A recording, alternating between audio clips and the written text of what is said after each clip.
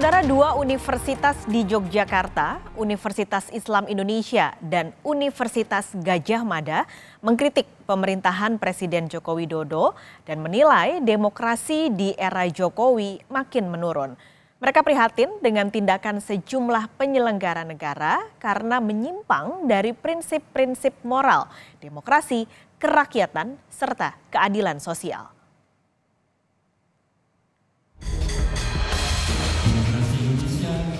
Yang tergerus. Keberpihakan merupakan wujud penyimpangan dan ketidakpedulian. Di akhir masa kepemimpinan sebagai presiden, Joko Widodo kian mendapat kritikan dari sejumlah pihak. Dua universitas di Yogyakarta mengkritik pemerintahan Presiden Joko Widodo yang menilai demokrasi di era Jokowi makin menurun. Yang terbaru, puluhan guru besar pimpinan universitas dan Sivitas Akademika Universitas Islam Indonesia UII Yogyakarta mengeluarkan petisi berjudul Indonesia Darurat Kenegarawanan. Petisi yang dibacakan langsung Rektor UII Fathul Wahid menuntut Presiden Joko Widodo berhenti menyalahgunakan kekuasaan dan sumber daya negara untuk memenangkan paslon tertentu di Pilpres. Demokrasi Indonesia kian tergerus dan mengalami kemunduran.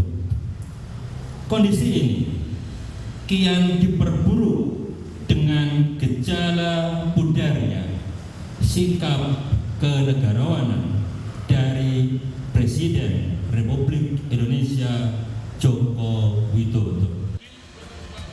Sebelumnya, Sivitas Akademika Universitas Gadjah Mada yang terdiri dari guru besar, dosen, mahasiswa, serta alumni menyampaikan petisi bulak sumur kepada Presiden Joko Widodo. Mereka prihatin dengan tindakan sejumlah penyelenggara negara yang dinilai menyimpang dari prinsip-prinsip moral, demokrasi, kerakyatan, serta keadilan sosial. Petisi berisi permintaan agar Jokowi sebagai alumnus kembali ke jati diri UGM yang menjunjung tinggi Pancasila dan demokrasi. Kami menyesalkan tindakan-tindakan menyimpang yang justru terjadi pada masa pemerintahan Presiden Jokowi yang juga merupakan bagian dari keluarga besar Universitas Gadjah Mada atau UGM.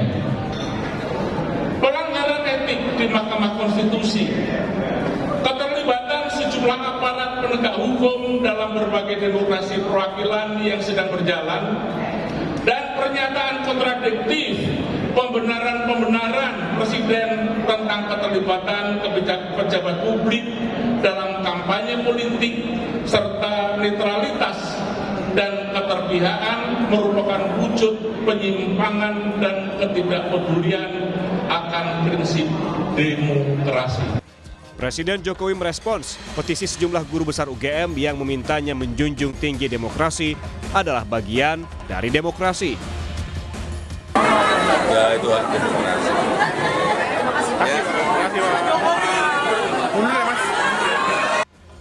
Petisi terhadap Presiden Jokowi juga menuai respons calon presiden yang berkontestasi di Pilpres.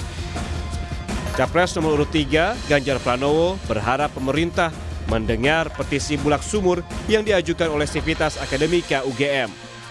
Ganjar menyebut petisi tak boleh dianggap sepele. Kita harapkan semuanya akan bisa kembali kepada koridor. Saya kira kalau para intelektual sudah mulai bicara seperti ini, rasa-rasanya yuk kita kembalikan bareng-bareng, masih ada waktu. Jangan mencederai. Sementara calon presiden nomor urut 1, Anies Baswedan, jika kampus-kampus sudah mulai menyuarakan, berarti ada persoalan yang serius dan harus menjadi perhatian. Kalau kampus-kampus sudah mulai menyuarakan, artinya ada masalah yang serius. Nah, ini perlu jadi perhatian kita semua. Presiden Jokowi kerap kali diingatkan soal etika politik. Terutama sejak Oktober 2023 saat putra sulungnya Gibran Rakabuming Raka lolos syarat usia di Mahkamah Konstitusi yang terbukti ada campur tangan sang paman Anwar Usman sebagai ketua MK. Hal ini berbuntut pencopotan Anwar Usman sebagai Ketua Mahkamah Konstitusi. Dan yang terakhir, pernyataan Jokowi yang menyebut Presiden boleh berpihak dan berkampanye di pemilu 2024 di hadapan Menteri Pertahanan yang juga calon Presiden nomor urut 2 Prabowo Subianto. Tim Liputan, Kompas TV.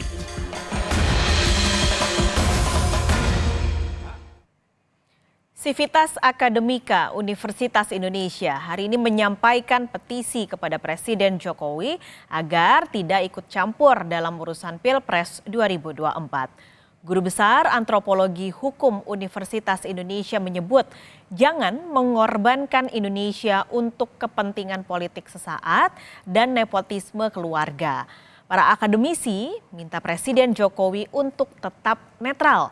Mereka mengklaim akan terus mengawal proses pemilu 2024 agar berlangsung secara langsung, umum, bebas, rahasia, dan adil.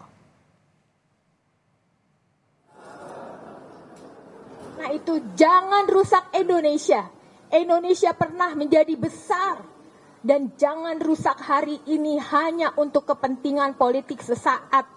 Hanya untuk mementingkan kepentingan nepotisme keluarga. Kami tidak akan tinggal diam. Kami, Sivitas Akademika UI, akan terus mengawasi apa yang terjadi di luar sana. Terima kasih. Apa saja yang menjadi bagian dari petisi Sivitas Akademika Universitas Indonesia? Siang ini kita akan bahas bersama Profesor Sulistiowati Irianto, Guru Besar Antropologi Hukum Universitas Indonesia. Prof. Sulis, selamat siang. Selamat siang, Mbak. Prof, jadi pesan kebangsaan yang disampaikan Universitas Indonesia siang hari ini, apa saja isinya? Tadi sudah dibacakan oleh Prof. Harkristuti Harkrisnowo ya. Pesan itu sangat kuat mengingatkan setiap orang dan terutama adalah penyelenggara negara yang sangat bertanggung jawab atas berlangsungnya pemilu yang jujur dan adil. Dan mengapa kami terpanggil? Karena kami sudah melihat begitu masifnya kecurangan-kecurangan yang dilakukan sepengetahuan atau bahkan oleh penyelenggara negara sendiri. Dan itu akan merusak Indonesia, terutama apabila sudah terjadi pemilu, lalu hasilnya itu tidak mendapatkan legitimasi publik. Itu yang kami takut. Kenapa baru sekarang, Prof, 12 hari menjelang pemilihan? Oh, sudah lama sekali dong kami mengamati dan banyak sekali penelitian-penelitian ya selama pemerintahan 10 tahun terakhir. Kami juga membaca berbagai macam publikasi orang-orang dari luar negeri. Bagaimana demokrasi Indonesia yang kita perjuangkan 25 tahun yang lalu hari ini menampakkan dirinya rusak ya. Sejak revisi Undang-Undang KPK, kemudian juga Mahkamah Konstitusi, dua lembaga besar itu yang diperjuangkan dengan darah dan air mata orang-orang Indonesia 98 ya, sampai berapa 2.000 orang meninggal, ada kelompok perempuan diperkosa dan lain-lain. Itu masa dirusak hanya karena kepentingan-kepentingan kekuasaan dan juga kebijakan pembangunan yang salah yang tidak memperhatikan bahwa di dalam hutan, di laut, danau, sungai itu ada orang-orang masyarakat adat yang terpinggirkan. Berarti menurut penilaian Sivitas UI, demokrasi di era presiden selama 10 tahun ini menurun tajam, Prof?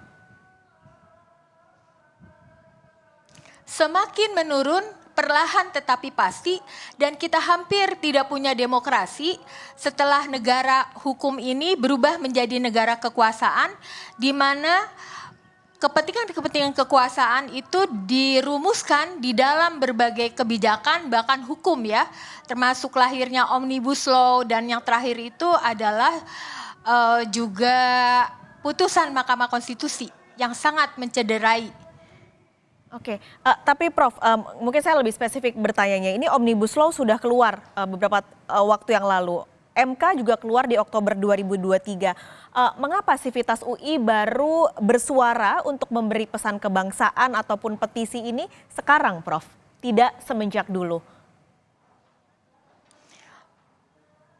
Kalau melihat UI sebagai entitas di dalamnya itu kan ada banyak sekali ilmuwan, kami tidak tinggal diam karena kami juga menulis di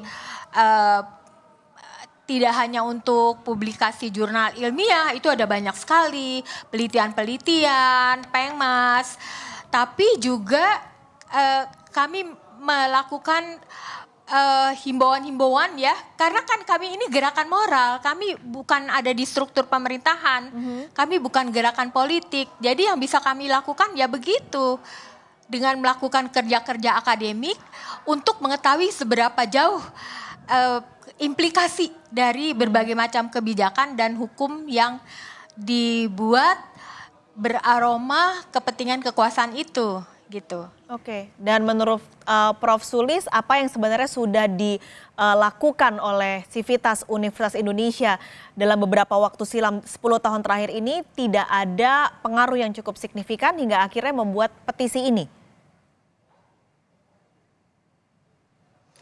Ya, itu betul bahwa kami sebagai Sivitas Akademika di seluruh Indonesia saya kira kurang didengar. Kalau kebijakan-kebijakan itu didasarkan pada penelitian-penelitian yang berkualitas, naskah-naskah akademik yang dapat dipertanggungjawabkan, tentu tidak akan lahir kebijakan-kebijakan yang merugikan masyarakat. Tetapi kan ternyata itu tidak terjadi gitu ya. Dan pemilu ini adalah puncaknya saya kira. Jadi kita memang harus berteriak sekarang. Baik, Prof. Sulistiowati Irianto, terima kasih. Siang ini sudah berbagi di Kompas Siang. Sehat selalu, Prof.